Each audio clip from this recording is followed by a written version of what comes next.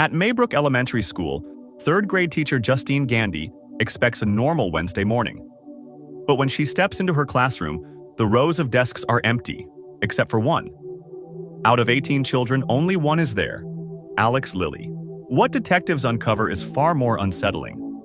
Ring cameras from the missing children's homes reveal a pattern. In the early hours of Wednesday morning at exactly 2:17 a.m., each child wakes, runs out of the house in a straight line with arms outstretched, and vanishes into the night. As part of the investigation, Alex is questioned, but he insists he knows nothing. His teacher, Justine, just as shaken, has no explanation either. A month passes. To prevent further disruption to the students' education, the school decides to reopen. On the eve of reopening, Principal Marcus organizes a counseling session for missing parents and teachers. From here onward, the story is told through 6 chapters, each from a different character's point of view.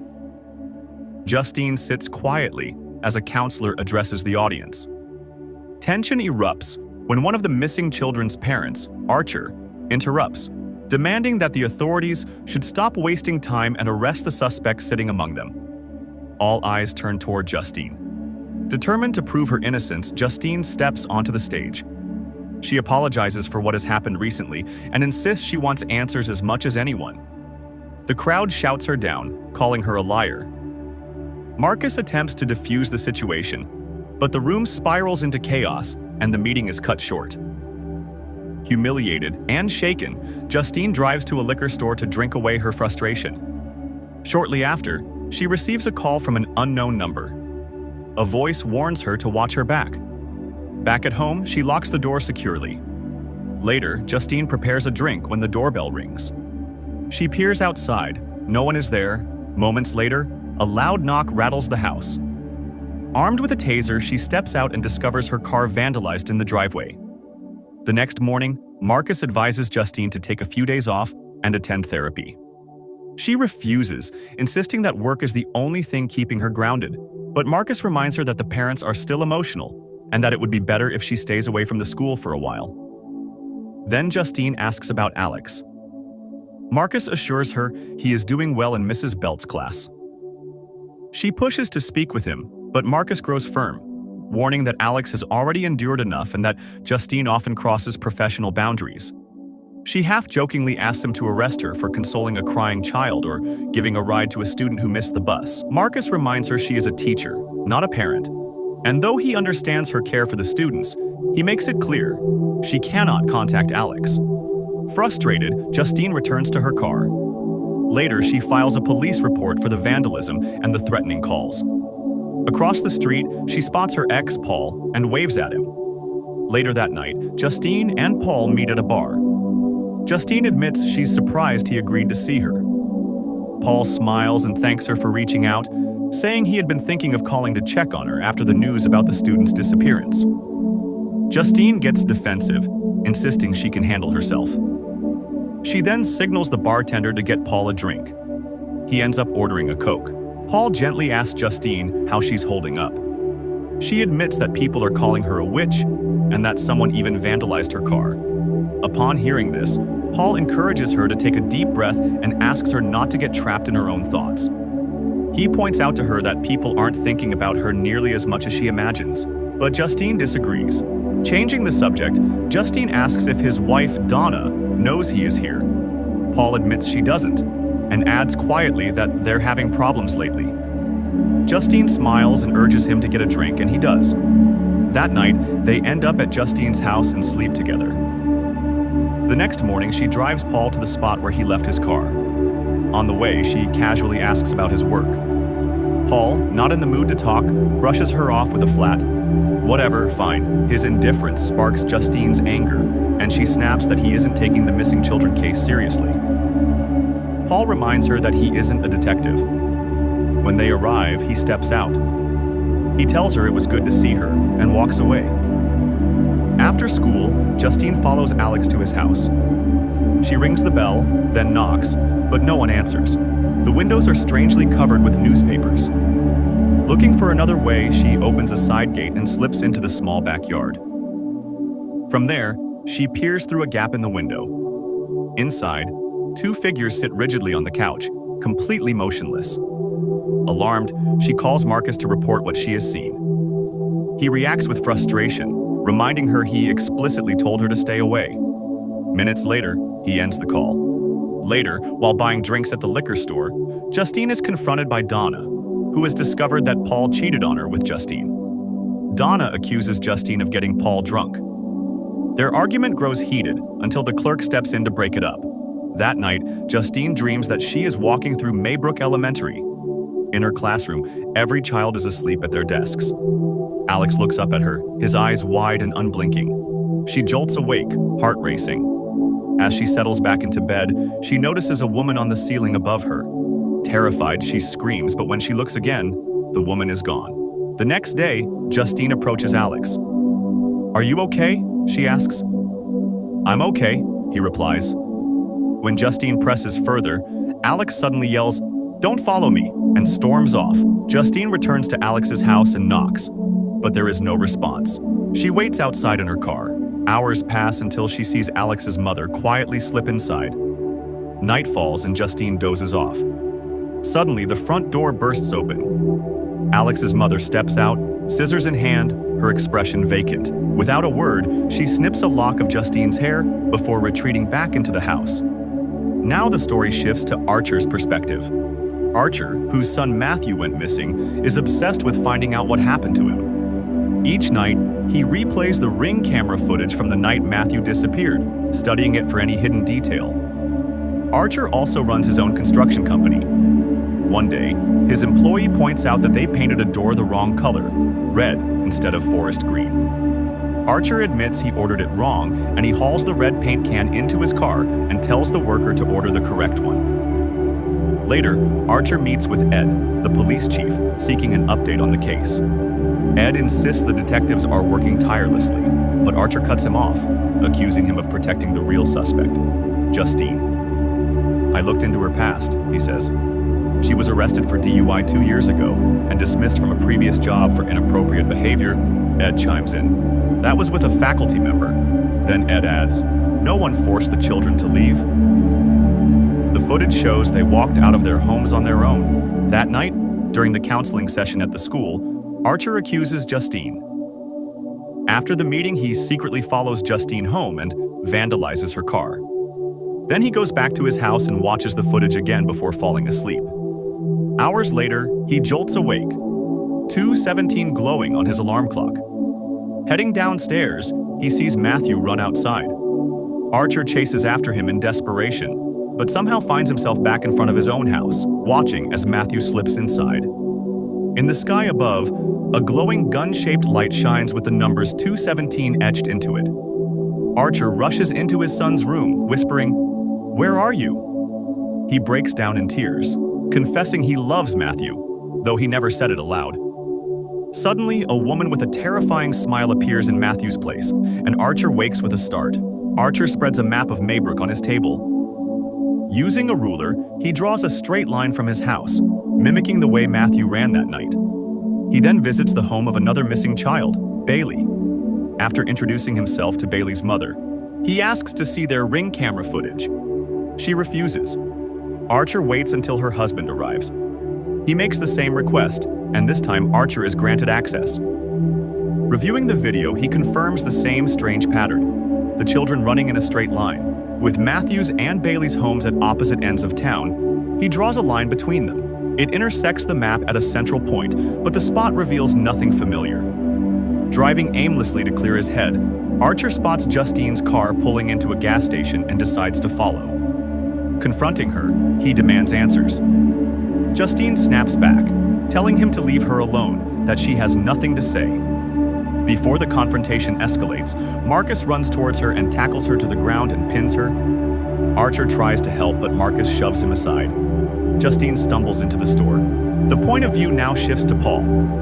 Paul is on the phone with his wife Donna, who is away on a business trip. She tells him she'll be home in 3 days and that they can start trying for a baby soon. Before hanging up, she asks if he's still attending AA meetings. Paul lies, saying he doesn't have time because of too much work, and ends the call. Then Paul greets Ed, who is also Donna's father, before heading out on patrol. Later, in a narrow alleyway, Paul spots a teenager acting suspiciously. He calls out, but the boy bolts. Paul gives chase, first in his cruiser, then on foot, eventually catching and handcuffing him. The boy insists it was his house and that he lost his key, but Paul doesn't buy it. "What's your name?" Paul asks. "James," the boy replies. Paul searches James and asks whether he has any sharp objects on him. James says no, but Paul pricks his hand on a used needle hidden in the boy's pocket. Panic floods him at the sight of blood. He punches James, then scrambles to his car to clean the wound. Only then does he notice the dash cam has been recording the entire encounter. He returns to James, trying to smooth things over. "I shouldn't have hit you. You lied. I overreacted. We're both wrong here." He warns James never to return to this part of town and tells him that if he sees him anywhere next time, he'll put him in jail. Back at the station, Paul learns that Ed has already heard about his rough handling of James. Ed reassures him that as long as James doesn't file a complaint, the incriminating footage will remain untouched. Not long after, Paul receives a message from his ex, Justine. Against his better judgment, he meets her at the bar. They sleep together. The next morning, after Justine drops him off, Paul drives home only to find Donna there, back earlier than expected. She immediately notices his disheveled state. It doesn't take her long to piece things together and discover his betrayal. At the station, Ed's sharp stare says more than words. Outside, Paul spots James loitering nearby. He yells after him, frustration boiling over, then decides to follow him, this time disconnecting his dash cam. The perspective shifts to James. James is a homeless, drug-addicted teenager. He survives by stealing and pawning whatever he can for a few dollars. On the day Paul cuffed him, James had been trying to break into a locked house. Now, wandering through town in the pouring rain, James stumbles upon a large house which turns out to be Alex's. He notices newspapers taped over the windows, but he shrugs it off and climbs inside through a window. Inside, the house is pitch black. James gropes around, stuffing valuables into a pillowcase. Passing through the living room, he mutters an apology when he sees Alex's parents seated on the couch, motionless, catatonic. They don't react, so he keeps going. Curiosity pulls him toward a door leading to the basement. There, in the dim light, he finds several children standing frozen. Panic surges through him. He tries to flee, but behind him, Alex's parents rise suddenly and give chase. James barely manages to scramble out of the house alive. Shaken, he heads to a pawn shop, sells off what he grabbed, and only then he notices a missing children flyer taped to the wall. Heart pounding. James calls the police and claims he knows where the missing children are. They tell him to come into the station. Outside the station, James notices Paul and he bolts into the forest. In the distance, he sees a strange woman waving at him. Spooked, he hides in his tent, clutching a used needle like a weapon. When Paul opens the tent flap, James mistakes him for the woman and stabs his face. Paul draws his gun in fury, but James begs for his life, claiming he knows where the missing children are. He guides Paul back to Alex's house. James watches nervously as Paul rings the bell. To his shock, someone actually opens the door. Night falls, but Paul doesn't come out. Then, at last, the door creaks open. Paul emerges, furious, dragging James inside with him. The perspective shifts again, this time to Marcus. Marcus is out shopping with his husband, Terry, when he gets a call from Justine. She explains her unease about Alex's house, especially the newspapers covering the windows, and asks Marcus to conduct a welfare check. To reassure her, he agrees to contact Alex's parents and arrange a meeting at the school. The next day, Marcus waits in his office for Alex's parents.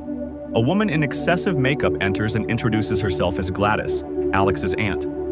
Marcus apologizes, explaining he needs to speak directly to Alex's legal guardian. Gladys interrupts, saying they're unwell, which is why she has moved in to take care of them. Marcus explains that a welfare concern was filed and insists he needs to speak with Alex's parents directly. Gladys asks evenly, "Who made the complaint?" Marcus hesitates, then answers that it was anonymous. He warns that if he can't speak to Alex's parents by Monday morning, he will have to call the authorities. The next day, Marcus is enjoying a quiet breakfast with his partner when a knock sounds at the door. It's Gladys. She apologizes for disturbing him on a Saturday and explains that she missed her bus, asking if she could rest for a while. Marcus doesn't understand why she would come to his house, But Terry, always polite, welcomes her in. Inside, Gladys asks for a bowl of water. Then she asks Marcus if he has contacted the authorities about Alex. When he replies no, he notices Gladys tying his ribbon to a stick. Without warning, she presses the sharp edge of the stick into her own palm. Terry panics, rushing to hand her a rag for her wound, but Gladys suddenly snips a lock of his hair. She ties his hair to the stick and rings a bell and snaps the stick in half. Instantly, Marcus's body jerks, his movements no longer his own. He turns on Terry, killing him in a violent trance. When it is over, Gladys dips the stick into the bowl of water, which brings Marcus under control. From her bag, she takes another lock of hair, Justine's. She ties it to the stick and snaps it. Marcus runs toward Justine and after shoving Archer off. He enters the store and chases after her, but Archer intervenes, wrestling Marcus down long enough for Justine to escape. She dashes outside, jumps into her car and speeds away. Archer follows them in his car, but an oncoming car strikes Marcus, killing him on the spot. Later, after a hospital check, Archer finds Justine waiting for him outside. She thanks him, shaken but relieved. Justine wonders aloud that she has never seen anything like Marcus's behavior before. But Archer says he has. He shows her his findings. The children, including Matthew and Bailey, all ran in the exact same posture, in straight lines, as if they were weaponized, programmed to attack like Marcus. Archer points out the intersection, saying this is the line that Matthew and Bailey ran, but he admits he doesn't know what it means. Justine looks closer and realizes the spot is the home of Alex Lilly. Now the perspective shifts to Alex. Alex is a bright boy, but he often gets bullied by his classmates. The only comfort he finds is in the love of his parents. One evening, his father reminds him that his mother's sister Gladys will be arriving. Alex protests openly, saying he doesn't like her. His father insists it will make his mother happy, and besides, Gladys is very sick. That afternoon, his mother asks about his day at school and reminds him to clean his room before his aunt arrives. The next morning, Alex wakes to the sound of his parents arguing. His father mutters that they barely knows Gladys, having last seen her at their wedding 15 years ago. Later, after brushing his teeth, Alex peeks into Gladys's room and sees her lying in bed, weak and frail. On the way to school, Alex asks his father how long Gladys will be staying. His father answers vaguely, not long, since her health isn't improving. At school, Matthew throws a pencil at Alex. Justine reprimands him and sends him out of class. After school, Alex waits a long time for his father to pick him up, but he never arrives. Eventually, he walks home. The house feels eerily silent. His parents sit at the table, murmuring incoherently. Then Gladys, looking healthier, greets him with a smile. When Alex asks what's wrong with his parents, she reassures him nothing is wrong. Laddie's voice sharpens. She orders him upstairs and tells him he will have no dinner tonight. The following morning, Alex comes downstairs and Gladys asks him to take a seat. She warns him never to speak of his parents' condition or of her existence at the school. Then, before his eyes, she smears her blood on her stick and ties his parents' hair and snaps it. Immediately, his parents, vacant-eyed, stab themselves with a fork. Alex cries, begging her to stop, and at last she relents. Alex goes to school, silent about everything. After class, he returns home and hesitates outside Gladys's door. She calls out, instructing him to feed his parents some soup. He obeys, and it becomes his daily routine after school. One night, Alex slips into Gladys's room. She looks frail again, her skin pale and aged. Concerned, he asks, "What would make you feel better?"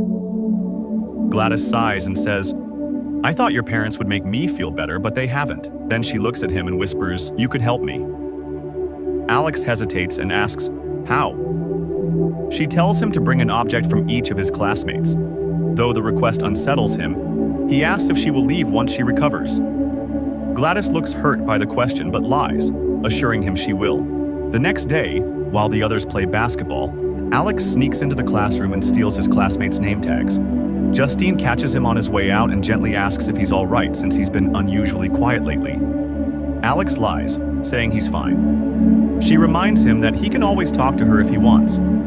That evening, Alex delivers the stolen tags to Gladys. Later, he spies on her performing a strange ritual with them. Then she shakes her bell. To Alex's horror, his classmates begin arriving at his house in a trance. The next morning, Alex sits at his desk in an empty classroom when his teacher walks in. Then Gladys begins preparing Alex's father for interviews. That afternoon, she warns Alex that the police will come searching the house and orders him to help clean. To avoid suspicion, she sends the children into the forest temporarily. Detectives arrive later, but Alex says nothing. By now, he has been forced to care for the other children as well as his parents. One afternoon, Alex notices a police cruiser parked outside his house. He enters inside to find an officer, but Gladys appears and calmly tells Alex to pack his things, saying they are leaving tomorrow. She also warns him, "Don't step over the salt." That evening, Alex peeks through the window and sees a car parked outside. Inside the car, Justine and Archer are planning their next move when Paul steps outside, then go back into the house. Both of them decide to go inside. Alarmed, Alex grabs his shoes, determined to warn Justine and Archer of the danger. They both enter the house and Justine sees Paul. As Justine tries to get to him, she crosses the salt line without realizing it. Immediately, Paul lunges at her, while James charges at Archer. Archer manages to subdue James, but Justine is forced to run for her life. Alex, desperate to reach Gladys' room, also crosses the salt line. His parents instantly spring at him, forcing him to flee and barricade himself in Gladys' room. Justine fends off Paul with various objects, but he keeps coming. Meanwhile, Archer is knocked down into the basement, while Justine seizes his gun and shoots Paul, killing him. She descends into the basement and takes down James as well. Archer calls out for his son. At the same time, Alex finds his aunt's stick. He smears his own blood on it, then ties a strand of Gladys' hair to it. Meanwhile, Gladys makes Archer choke Justine. Just as Justine is about to faint, Alex snaps the stick in two. The children turn on Gladys, chasing her through the streets. They swarm her relentlessly until she is torn apart. After Gladys' death, everyone under her spell breaks free. Archer stumbles outside, frantic to find his son.